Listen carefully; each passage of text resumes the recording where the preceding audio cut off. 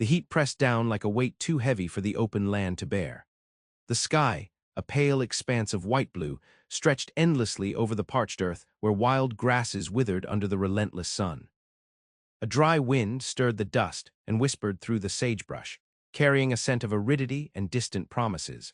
On the narrow path that wound between scrubby hills and thorny bushes, a lone figure moved with slow, deliberate steps. Her name was Miriam, though few in the small frontier town she came from knew much beyond that. She wore a simple calico dress, faded and creased from travel, and a wide-brimmed hat that had seen better days. Her face was streaked with dust and sweat, the lines around her mouth tightened by exhaustion. Her hands, calloused and careful, clutched a small bundle wrapped in a threadbare shawl. She kept her gaze low, watching the cracked ground beneath her boots, each step an effort as the heat stole the strength from her limbs. Miriam had left everything behind, dust-choked dreams, a house emptied by silence, and a past she could not outrun. Her journey was not one of escape, but of seeking. Somewhere beyond the horizon lay a chance to rebuild, to be more than the sum of scars she carried. The desert was indifferent, but it did not mock her. It demanded patience, and that she had learned to give. Ahead, a figure emerged from the shimmer of the midday haze. He stood tall, broad-shouldered, and steady, framed against the distant rise of junipers. His clothes were worn but clean, the buttons on his vest catching the sun like quiet sparks. There was a calmness about him, as if the land itself had folded him into its rough embrace and taught him how to listen. His name was Elias. A man who spoke little but whose eyes held stories that needed no words, stories of hard winters, lost kin, and mornings that began with prayer and toil. He had seen Miriam before, in town, fleeting glimpses when she passed through the dusty market or lingered near the general store, clutching her shawl tight against the morning chill. She was a woman marked by shadows, carrying a weight that made her walk like she bore the sky on her shoulders. As she neared, her steps faltered, the heat pressing in on her chest like a vice. Her breath came short, the edges of her vision blurred. Her knees buckled, and the bundle slipped from her arms to the dry earth. For a moment, the world tilted, then folded away. Elias was there before the ground could claim her. His hands found her shoulders, steadying her with a gentleness that surprised him. There was no hurry in his movements, only a quiet resolve to hold her, this fragile figure crumpled against the unforgiving heat. She fainted, he said to himself, his voice low and steady. There was no one else for miles, no doctor, no neighbor, just him, the sun, and the dust-streaked horizon.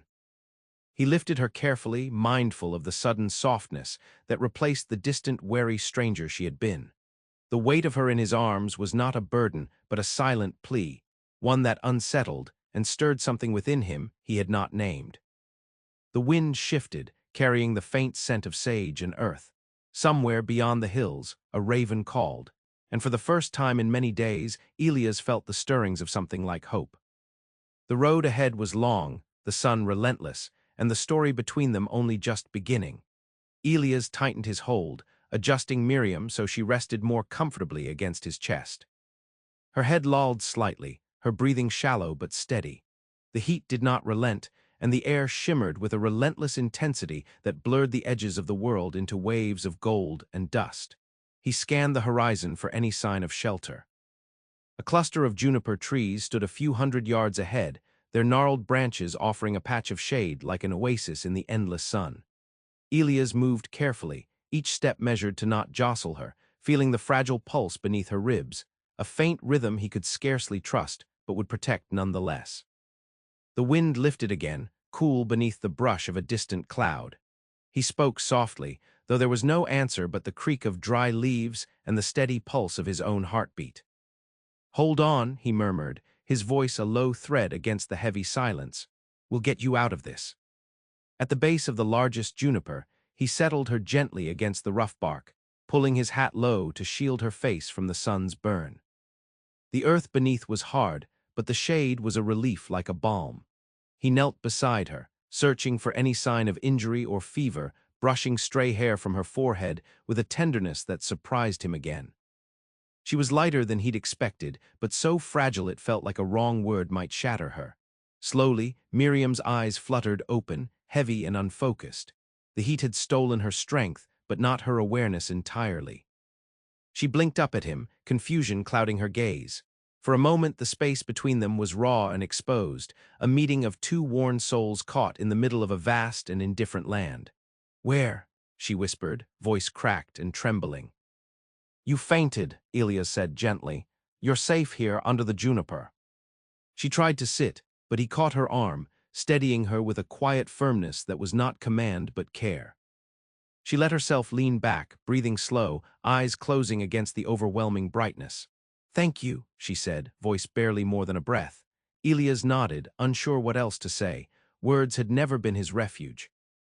Instead, he reached into his saddlebag and pulled out a small canteen of water. Miriam took it with trembling hands, the coolness a shock against her dry lips. She drank slowly, the liquid a soft promise. The sun edged lower, casting long shadows that stretched like fingers across the cracked earth. Elias watched the change in light with a sense of time's passage that had nothing to do with clocks or calendars. Here the land moved at its own pace, silent, deliberate, unforgiving. Miriam's breathing evened, the tension in her shoulders loosening. She turned her face toward the waning light, eyes thoughtful and distant. "Why did you stop?" she asked suddenly, voice steadier now. "You didn't have to." Elias looked down at his hands, rough and scarred from years of work. "Because I did," he said simply. "No one else was there." The words felt heavier than they should, weighted with truths neither of them wanted to speak aloud. The desert held many secrets, and theirs were wrapped tight beneath the burning sun. Miriam's gaze drifted to the hills beyond, where the horizon melted into shimmering heat waves. She closed her eyes, leaning back against the tree as exhaustion claimed her once more. Elias stayed by her side, silent but present, the world narrowing to the pulse of her breath and the steady warmth of the earth beneath them. The road behind was dust and memory, the path ahead uncertain and long. For now, they existed in this fragile moment, a quiet truce between two strangers caught in the vast loneliness of the heat. The first stars began to prick the evening sky, pale points of light that flickered uncertainly above the ragged horizon. The heat had eased, leaving behind a dry chill that crept into the bones like an old wound reopening. Elias stirred the small fire he had built from brittle twigs and dry grass, the flame sputtering but defiant against the creeping darkness. Miriam sat beside him, wrapped in a threadbare blanket he'd produced from his saddlebag. She watched the dance of shadows cast by the firelight, her fingers tracing idle patterns on the rough fabric. The bundle she carried was forgotten for the moment, tucked safely beside her, its weight no longer a burden but a tether to something fragile and sacred. Neither spoke much, but the silence between them was not empty. It carried the weight of unspoken things, the ache of loss, the ache of survival, the ache of a world that demanded more than either felt able to give. Elias studied her in the firelight. The faint lines around her eyes, the way her jaw clenched when she thought no one was watching, the brief flicker of something softer that escaped in moments when exhaustion pulled down her guard. "You don't have to tell me if you don't want," he said finally, voice low and careful, "but I'm here." Miriam's eyes met his, a flicker of surprise there, as if kindness was a stranger in this barren place. She nodded slowly, the movement hesitant, like a seedling testing the warmth of the sun. "I'm running," she said after a long pause, words rough but clear, "from what I was, from what I've lost." Elias nodded, understanding without pressing. The land had a way of stripping away pretense, leaving only what was raw and real beneath. She was not the first to carry a past heavy enough to bend the spine. "I lost a home," she continued, voice barely above a whisper. "And a family that wasn't kind. I thought the road might lead me somewhere better." "The road's a hard teacher," Elias said quietly, "but sometimes it shows us what we didn't know we were looking for." Miriam's gaze fell to the flickering flames, her hands tightening around the blanket. "I'm tired," she admitted, the admission soft but profound. "More tired than I ever thought I could be." Elias reached over, a steady hand resting on her shoulder, firm but gentle. "Then rest," he said. "There's time for everything else later." Night settled fully around them, cool and deep, the vast silence broken only by the crackle of fire and the distant call of an owl. The stars burned bright, indifferent witnesses to two weary souls who had found a moment's shelter beneath the unyielding sky. Miriam leaned against Elias, her breath slowing in the stillness. The heat had taken much, but in this quiet place something fragile began to stir, a tentative trust, a flicker of hope neither dared name. They did not know what the dawn would bring, only that for this night they were not alone. When dawn crept in soft and pale, the land seemed to hold its breath beneath a sky brushed with tender pinks and muted gold. The air was cooler now, carrying the scent of earth waking, damp from a night that had slipped past with quiet grace. Miriam stirred, her eyes blinking open to find Elias already awake, watching the horizon where the first pale light crept like a shy promise. He was sitting a little apart, the blanket folded neatly at his side, his gaze steady and calm as if he had been waiting for the day to begin long before the sun touched the hills. When he saw her eyes, a faint smile flickered at the corner of his mouth, tender without words. "Better?" he asked softly. She nodded, but the movement was slow, weighted with the residue of the previous day's heat and fatigue. She sat up, rubbing the sleep from her arms, feeling the rough scratch of the blanket against her skin like a reminder that she was still here, still surviving. The small bundle she carried shifted at her side, and she touched it lightly, a flicker of protectiveness stirring through the quiet. Elias noticed but said nothing.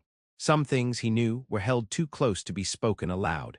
They rose together, the land around them stirring with the slow, sure rhythms of morning. A lizard darted across cracked earth. A scrub jay called sharply from a nearby branch. The sun, still low, cast long shadows that stretched and softened the harsh edges of the desert. "Where are you headed?" Elias asked as they began to walk, their steps finding a shared pace along the dusty trail. "To the creek," Miriam said. "There's a place there, a small cabin abandoned now. I thought maybe." Her voice faltered uncertain, as if speaking the hope aloud made it fragile. Elias nodded again. "I know the place." "Not far." They moved together through the waking landscape, the quiet between them growing less like a barrier and more like a fragile thread weaving their paths closer. Miriam found herself glancing sideways at him, at the way his eyes softened when he looked at the world, at the careful ease with which he carried himself. There was no rush in him, no demand, just presence. At the creek, the world seemed to breathe differently, water trickling over stones, the soft green of willows dipping low to the banks, the cool air heavy with the scent of wet earth and moss.